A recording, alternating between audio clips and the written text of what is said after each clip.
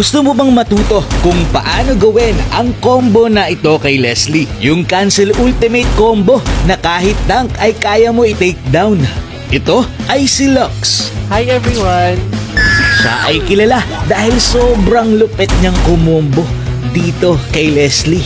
Ginagawa niyang papel ang mga kalaban at nagagawa niya ito ng live. Una siya nakilala sa 1v1 Top Global. Hi guys! My name is James Basa, also known as Lux. Aking highest rank po is 1K stars. Bagamat hindi man siya nanalo sa tournament na ito, ngayon ay nakikilala at sumisikat na siya. Meron nga siyang 13 million views sa kanyang video. Tignan nyo naman kasi kung gaano kabilis siyang makatakedown ng kalaban. Paano nga ba niya ito nagagawa? Ngayong araw, tuturuan tayo ni Lux kung paano gamitin ng tama si Leslie sa high rank. Tip number 1. Stay safe. You need at least 3 items bago sumama sa clash. Ito ang sinasabi ni James na 3 item na dapat meron ka muna bago lumaban sa clash. Mamaya bago matapos ang video, i-reveal ko sa inyo ang full item ni Leslie.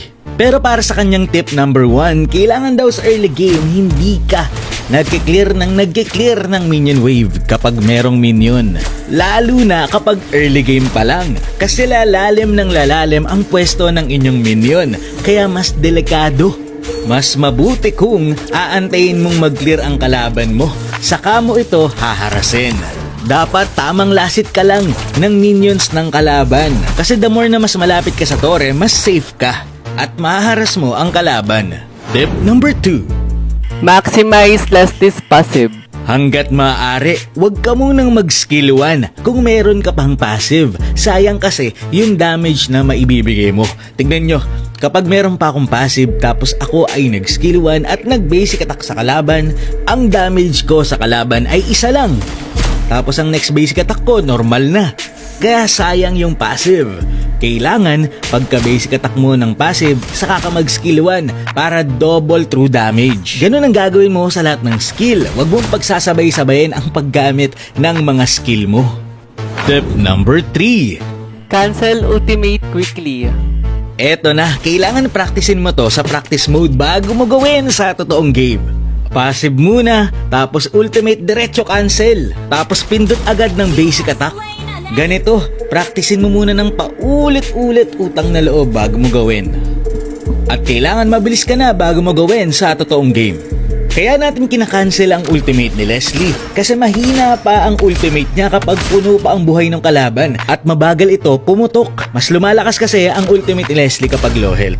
Pero kapag harapan, mahirap itong gamitin. Kaya ginagawa ang cancel ultimate kapag nasa sitwasyon ka na kailangan mo kagad i-take down ng kalaban, lalo na kapag sabayan. Gaya nito, tignan nyo. Diba, ang bilis lang, grabe.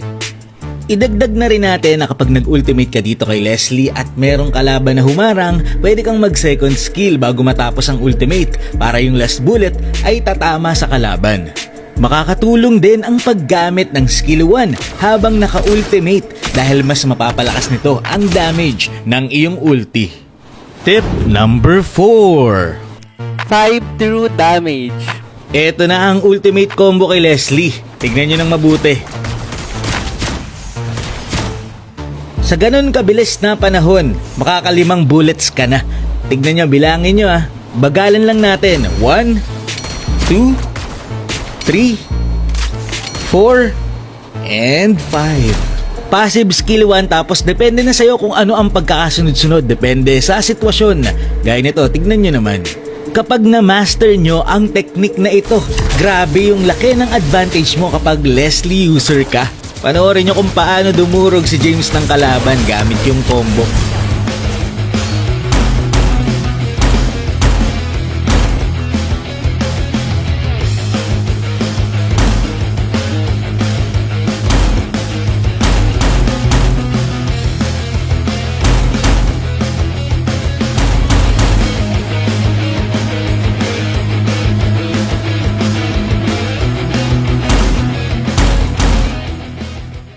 Tip number 5. Surprise second or second skill flicker. Etong combo na ito, pwede mong idagdag doon sa 5 bullets combo. Sasamahan mo lang ng flicker or second skill flicker. Maganda tong panggulat sa mga kalaban, lalo na kung merong pangtakas ang mga kalaban mo. Halimbawa, etong si Lunox, meron itong light, pwede itong mag-back, pero dahil meron kang skill 2 at flicker, pwede mong gulatin ito para ma-takedown. Pero optional ito, kasi importante din talaga yung flicker pangtakas. Pero at least pwede mong gamitin ito pangligtas ng kakampi at iba pa. Ito ang emblem niya. Ang emblem na gamit ni James ay Assassin, at ang talent ay Fatal para sa crit. Bargain Hunter naman, para mas mabilis maka-item. Item dependent kasi si Leslie.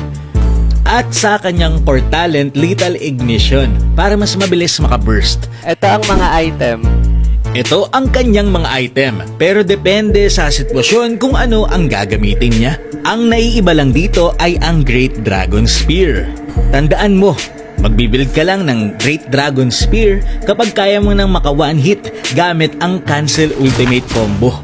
Kasi nga, kapag nag-ultimate ka, gagana ang passive ng Great Dragon Spear at bibilis kang tumakbo. May dagdag din crit ito. Pero kung hindi mo naman gagawin ang Cancel Ultimate, huwag ka na mag-build ng Great Dragon Spear. Yun lang, sana may natutunan kayo kay James, aka kay Lux. Salamat sa panonood and to God be the glory. Thank you, bye.